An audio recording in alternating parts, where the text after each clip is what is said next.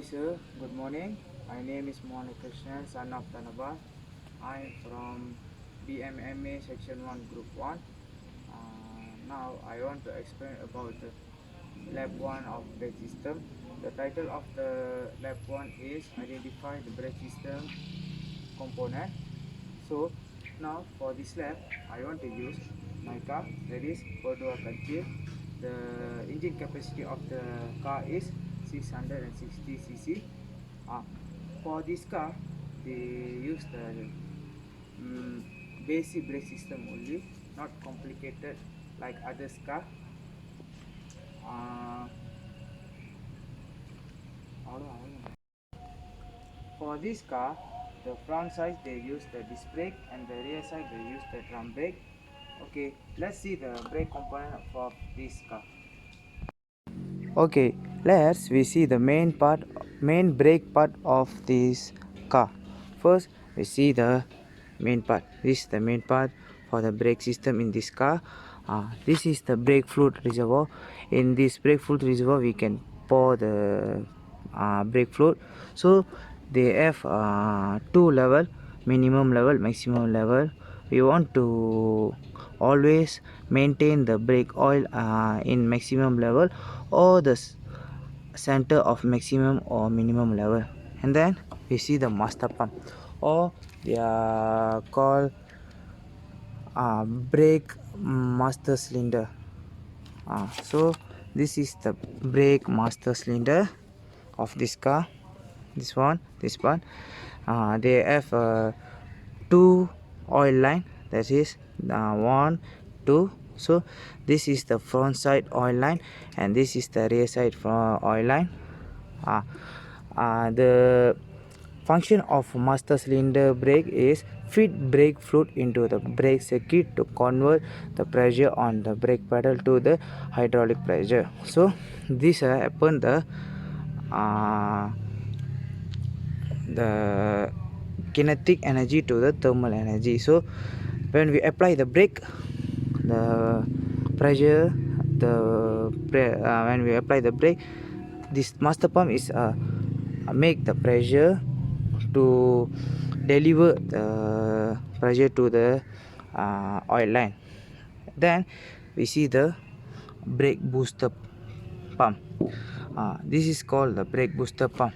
This is the big thing, the black one. So this function of the brake booster pump is to vacuum the air inside the brake system.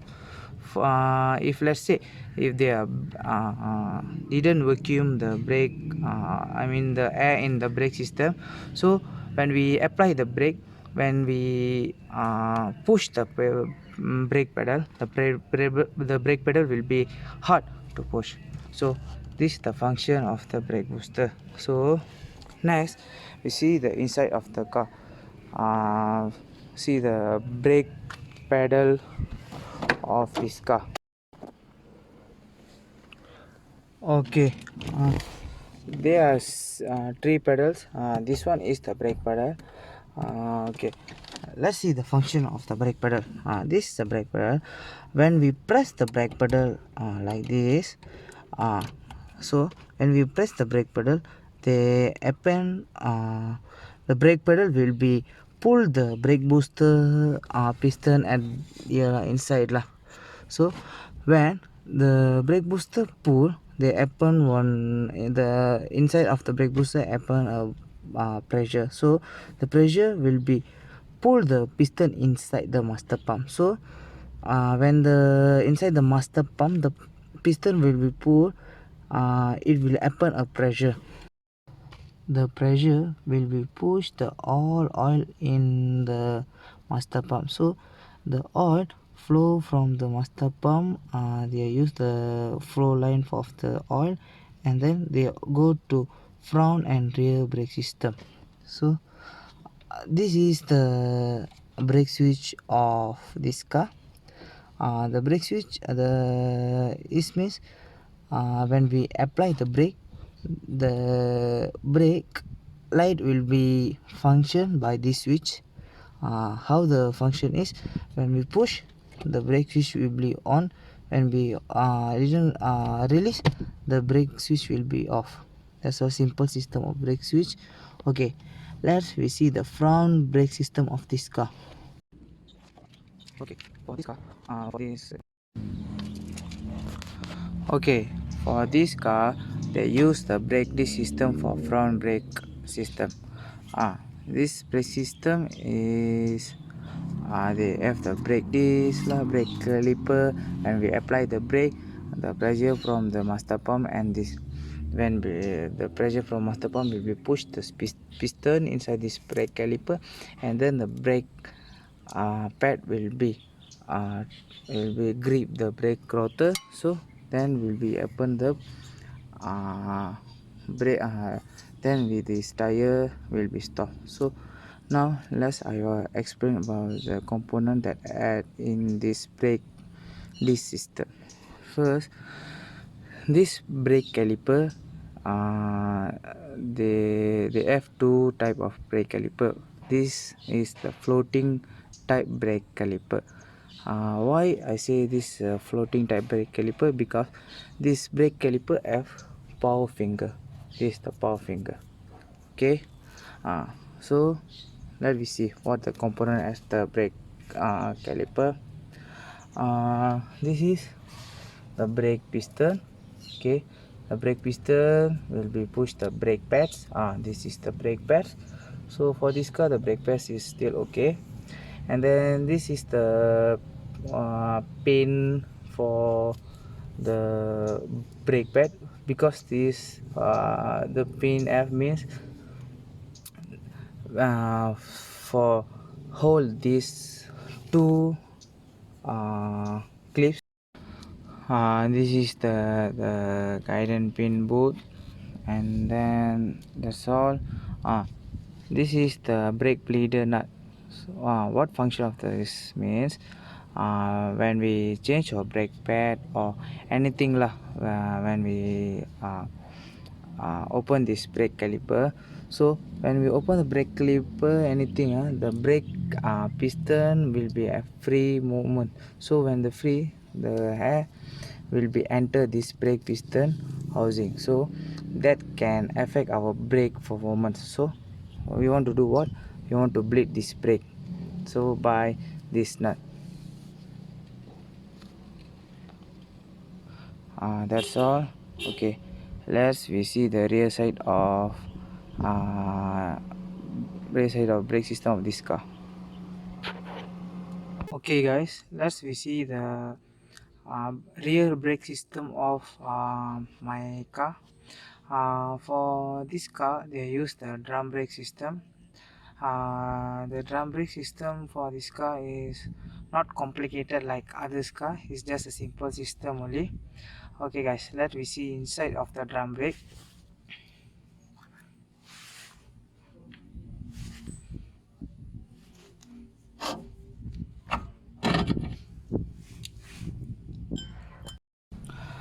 Okay guys, this is the drum for the drum brake. This drum is the function is when we apply the brake lining are touching this brake drum. So this can reduce the wheel speed of the car, and then we can check the condition of this drum by touching or visualization. This is the brake component that inside the brake drum. Okay, this the brake pump. This is the main part of this brake drum system. This brake pump is what the function is when we apply the pressure at the brake pedal. So the brake pedal, when we press the pedal, so they apply the pressure at the booster pump, and the booster pump is delivered to the pressure to master pump. By the master pump, they have some fuel lines. They are came to the rear side. This is the fuel line of from master pump.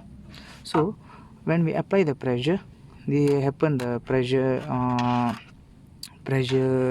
release. So when we apply the pressure there, so this piston at the brake pump this the piston, the two piston, this one and then this one.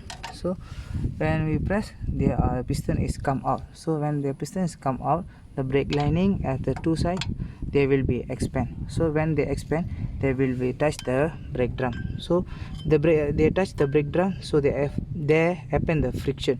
So when they happen the friction, so they can reduce the speed of field. This is a simple system of brake drum. In my brake drum system, F3 springs. First is this spring, lower spring. This spring is control the brake lining from non expand over when we apply the brake, and this spring also same function as this. And then another spring got at the handbrake. This spring control the handbrake lever.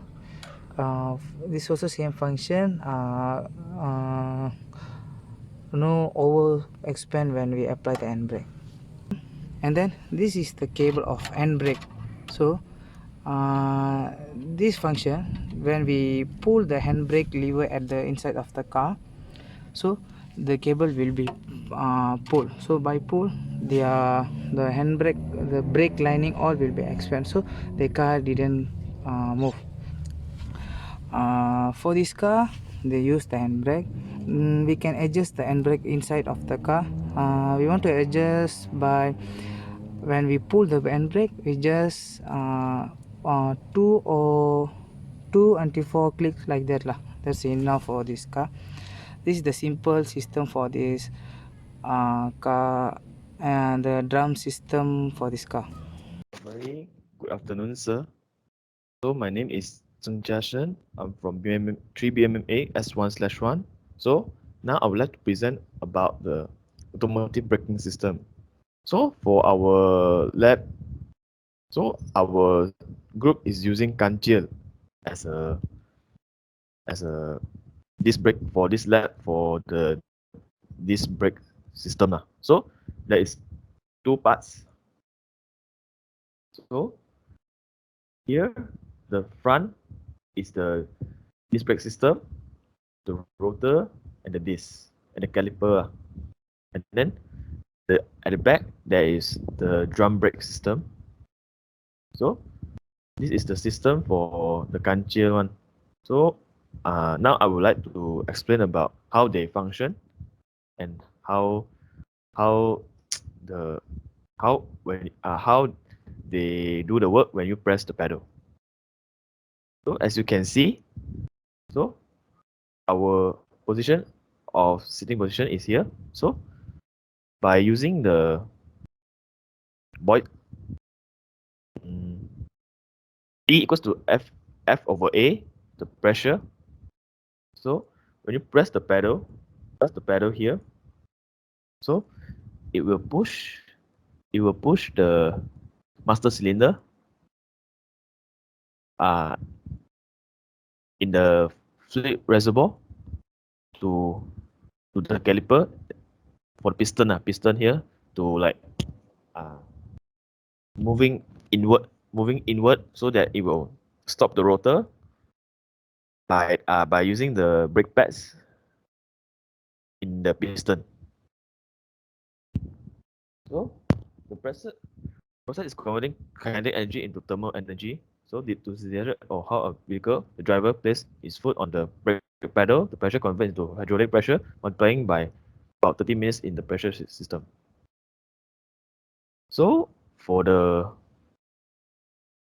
drum brake system, so it is the same theory but in the opposite function. So it's like the piston is moving outward to stop the rotor by using the trailing shoe and the leading shoe, like here, like that. So the brake shoe whose actuation causes it to rotate in the same direction as the brake drum is called a leading shoe. The brake shoe that is actuated to the rotate in the opposite direction from the drum is called a trailing shoe. For this car, never have the electronic brake system. Example, the ESC, the ABS, because this car is very old and They are used the basic brake system only. Hi, son. My name is XIAN, and I will present the question A of the discussion. So the question A is one of the braking system is electronic stability control or ESC. Explain the purpose of ESC. So what is the ESC?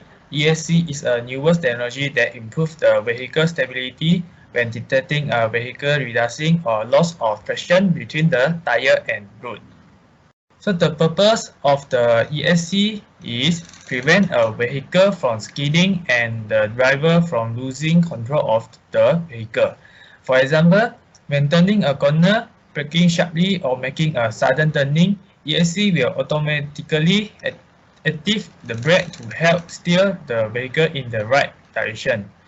When ESC detects loss of steering control, it automatically applies the brake to help steer the vehicle to the right way, and the braking is automatically applied to wheel individually.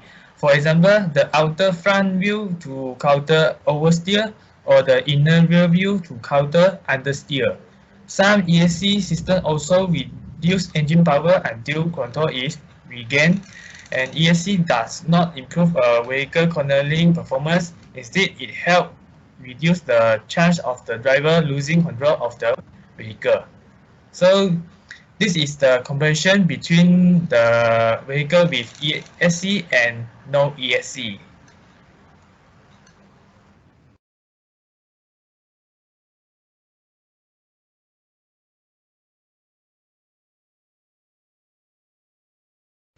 So this is for the question A. Thank you. Good morning to Dr. Zahir. I'm ZHUAN and today I will be presenting the discussion between a dual split brake system and a diagonal split brake system. So for the first one is the dual split brake system. So the dual split brake system, it's split between the front brake and the rear brake as the diagram shown. So for this red line fluid is for the front brake and the green line fluid is for a rear brake. So next one is the diagonal split brake system. This diagonal concept comes from the fact that the left rear and the right front is on one hydraulic line and the rear right and front left on another one hydraulic line. This system maintaining braking ability for both a front and a rear tires. Therefore, it's easier for the driver to control the vehicle in emergency brake failure. The diagram shown. That's all from me. Thank you. Hello everyone, my name is HANZZEL Charles and I'm from 3BMMA S1/1.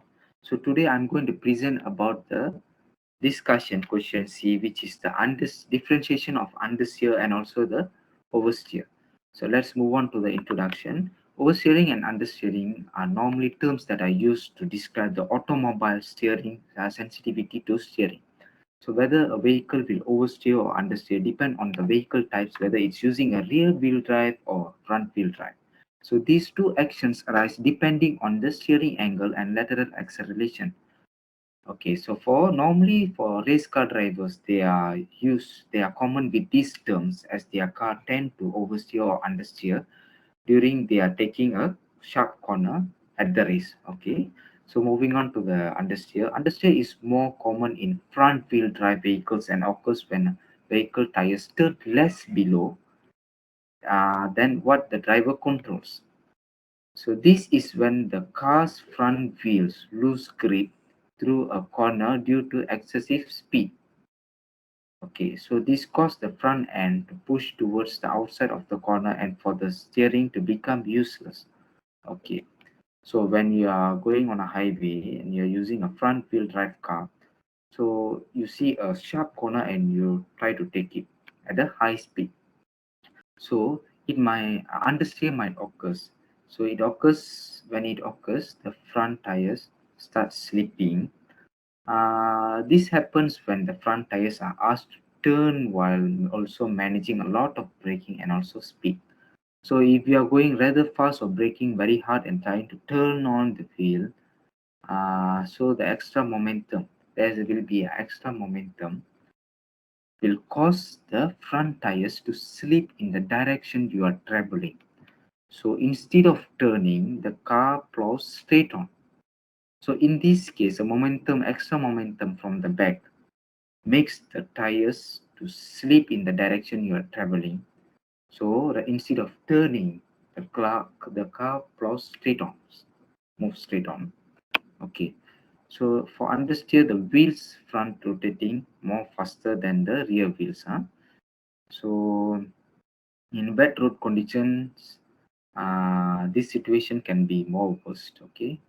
So let's move on to the oversteer. Oversteer is more common in rear-wheel drive vehicles and occurs when the turning of vehicles is more than the driver commands. So it's exactly like opposite the understeer. So it happens when the front side tires of the vehicle has more grip than the back side tires. This causes the car to turn more sharply than intended and initially could get into a speed. Okay, so let's look at the oversteer diagram. So, okay, in this case, the front wheel is rotating slower while the rear wheel is rotating faster for oversteer. So it's like when your car is oversteering, this is because the tires slip and try to push a momentum or extra momentum force will try to push in the opposite direction to the turn. So let's say you're turning like this, the momentum will be acting like this on the opposite direction. So this will keep the back end of the car to overtake the front end. So what will happen initially is the car will spin. Okay, the same effect can happen by braking too hard while turning or suddenly by removing your foot from throttle. So okay, so it's like okay, let's look at a video of understeer and also oversteer. So the red car there is undergoing understeering while the white car over there is undergoing oversteering. So it's initially a very simple difference. Okay. When the car is understeering, it moves off the track.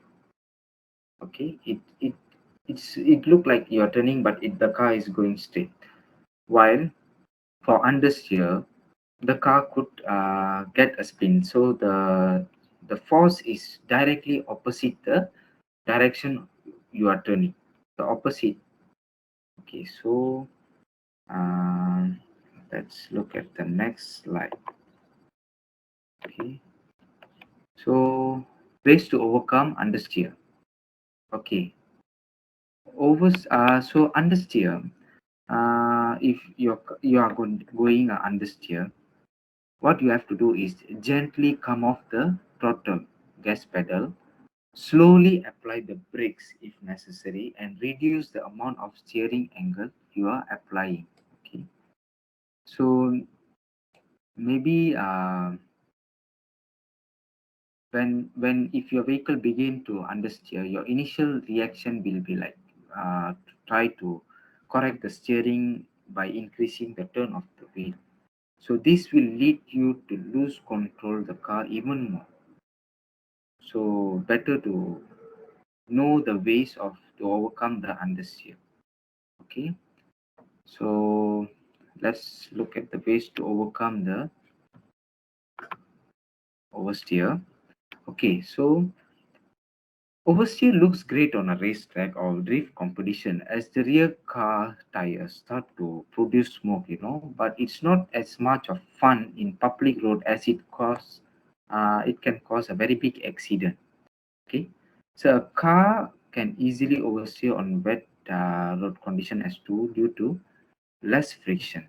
Okay, so um, when your car is oversteering, what you have to do is do not suddenly jump off the throttle or slam on the brakes suddenly. Okay, so turn the steering to the opposite direction and ease the steering angle. So let's say you are turning initially here. So if your vehicle is oversteering, try to move the steering to the opposite direction. So Next is slowly let off the throttle and also apply the brakes as usual. Okay. Um, so as to avoid the oversteer or understeer, do not turn off your car's traction control or dynamic stability control, especially if the road condition is in bad condition. Sorry, the road is in bad condition. So the best way to avoid both of these situation is when you see a corner while you're traveling, slow down your vehicle before you enter the corner. So that is about the oversteer and understeer. So that's all from me. Thank you very much. My name is MELINA Joseph, and today I'm going to conclude about what we learned during the Lab 1 of brake system session. First of all, the process of brake are bulky and complex. The function of braking system is to slow down the vehicle and to stop the vehicle, or to keep it stationary when it parks. It also acts as a safety mechanism to avoid accident. There are many types of braking. There are many components of braking system, which is rotor, brake pads, calipers, slider pin, dashcam, brake hose, blower stud, master cylinder, speed sensor, brake reservoir, combination valve, marking brake, and any components of braking system. Principle of braking system that involve is friction. Opposing any force is something friction does, but increase it by using brakes. Friction converts kinetic energy into heat energy, thus effectively bringing the car to stop. We use brakes to stop the vehicle. There are two types of braking system, which is closed split and diagonal split braking system. Closed split braking system defined as the braking system where each of the circuit act on the front wheel of the vehicle and either of the rear wheels. For diagonal split braking, defined as a dual circuit braking system in which each circuit brakes one front wheel and diagonally opposite wheel on rear, so that in case the failure of one circuit, reasonably balanced braking can be achieved. The last one is understeer and oversteer. Understeer defined as more common in front-wheel drive vehicle and occurs when a vehicle turns less below that what their controls. For oversteer defined as more common in rear-wheel drive vehicle and occurs when the turning of the vehicle is more than what the driver commands. Oversteering and understeering are normally terms that are used to describe the automatic steering. So when accident happen due to oversteer and understeer, it is better to have ways to overcome both sensitive and automatic steering. That's all for today. Thank you.